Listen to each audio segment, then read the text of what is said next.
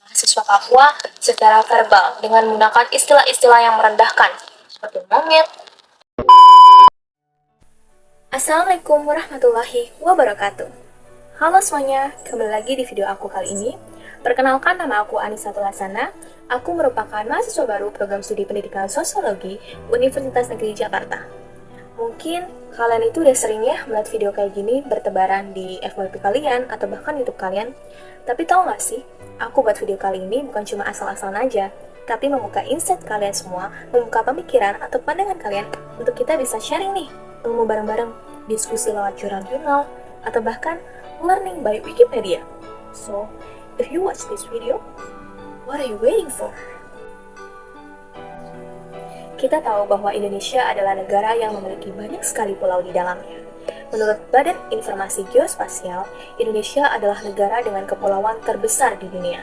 Dan menurut Badan Pusat Statistik, Indonesia telah memiliki 17.000 pulau di dalamnya. Hal inilah yang membuat Indonesia kaya akan sumber daya alam, baik pariwisata atau bahkan sumber daya alam lainnya. Selain itu, di Indonesia itu banyak sekali suku-suku yang tersebar dari Sabang sampai Merauke. Suku-suku inilah yang melahirkan banyak sekali keragaman dari mulai budaya, lagu daerah, pakaian adat, bahkan makanan-makanan yang berbeda di setiap daerah. Hal tersebut membuat Indonesia menjadi salah satu negara yang memiliki keberagaman budaya di dalamnya. Namun, tahukah kalian semua nih, keberagaman tersebut bisa menjadi pemersatu bangsa, tapi bisa juga jadi jurang bisa bangsa. Hah? Maksudnya apa? Negara kita memiliki dasar negara, yaitu Pancasila. 5 nilai tersebar di dalamnya, yaitu nilai ketuhanan, kemanusiaan, persatuan, musyawarah mufakat, dan juga keadilan. Nilai-nilai inilah yang menjadi pedoman bagi bangsa Indonesia. Di tengah perkembangan zaman ini, nilai-nilai tersebut mulai terkurang atau kurang diperhatikan. Kita bisa lihat masih banyak ketimpangan di luar sana. Salah satunya yang mau kita bahas kali ini, yaitu diskriminasi.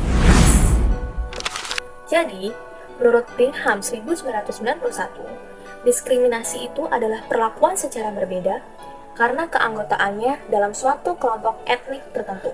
Kelompok etnik ini bisa antara suku, bahasa, atau bahkan adat istiadat, agama, dan kebangsaan lainnya.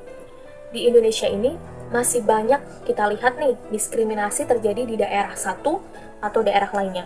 Nah, salah satu yang mau kita bahas di sini yaitu diskriminasi bagi warga Papua. Kelompok ini terkadang disebut minoritas karena faktor tertentu.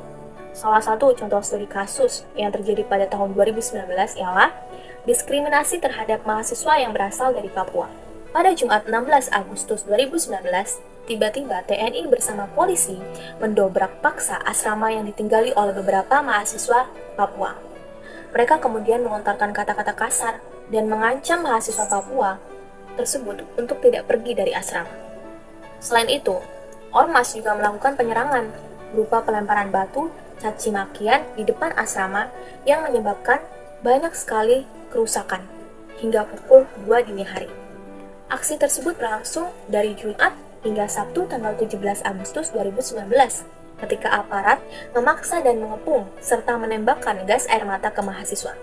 Diperkirakan terdapat 4 mahasiswa yang mengalami luka-luka ringan sebelumnya akhirnya dikembalikan.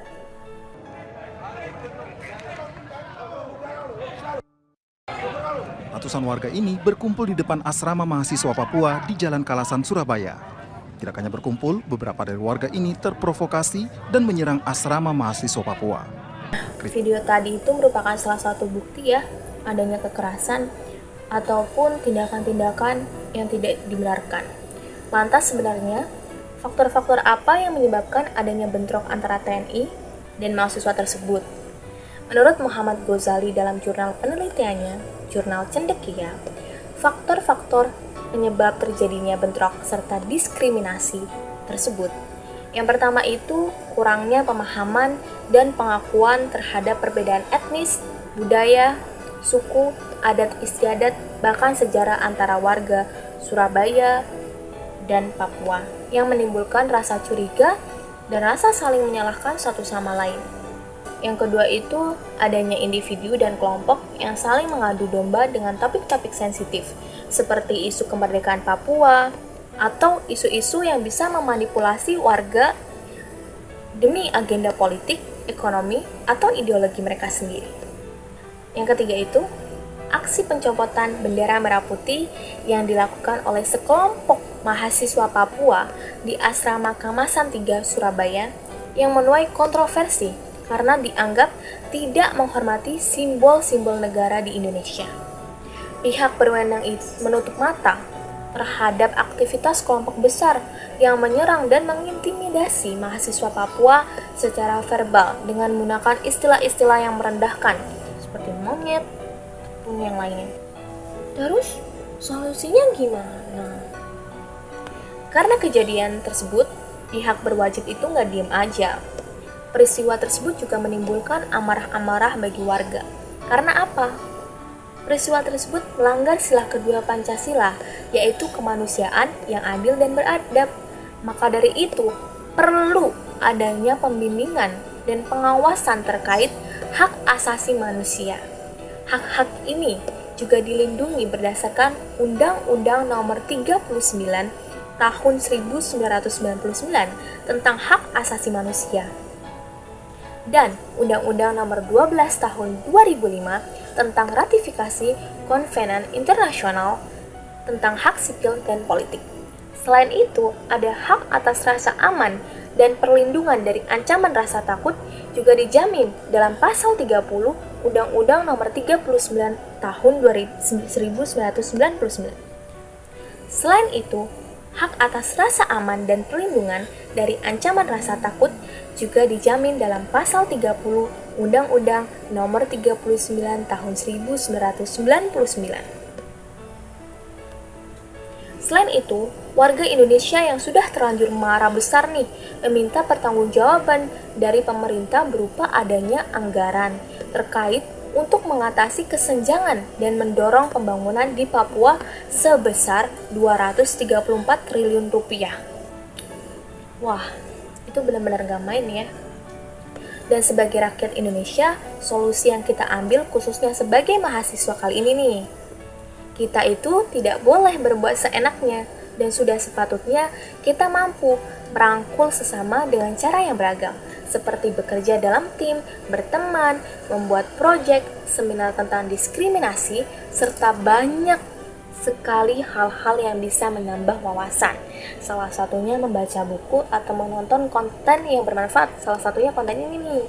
Nah, hal ini akan menjadi salah satu sikap nih yang mencerminkan nilai kedua atau nilai keadilan Pancasila. Kesimpulannya, kita merupakan makhluk yang sama-sama membutuhkan satu sama lain. Kita tidak akan tahu pertolongan itu datangnya dari mana saja dan kapan. Maka dari itu sudah sepatutnya kita mampu mengimplikasikan nilai-nilai Pancasila dalam kehidupan sehari-hari. Agar apa? Agar kehidupan kita senantiasa tenang dan damai. Jika ada sesuatu atau hal yang tidak sejalan dalam undang-undang atau Pancasila, sudah sepatutnya kita sebagai mahasiswa dan warga negara wajib menyuarakan pendapat. Karena apa? Hak asasi merupakan suatu kebebasan yang tidak dapat dirampas, diambil, atau diinjak oleh mereka yang tidak bertanggung jawab. Kita sebagai generasi masa depan bisa menjadi generasi yang mampu memajukan Indonesia tidak hanya dari segi ekonomi, namun pola pikir yang semakin kritis dan melek akan apapun yang terjadi di sekitar kita. We love you all, we love our people, and certainly we love Indonesia. Saya Anisatul Hasanah pamit undur diri dan sampai jumpa.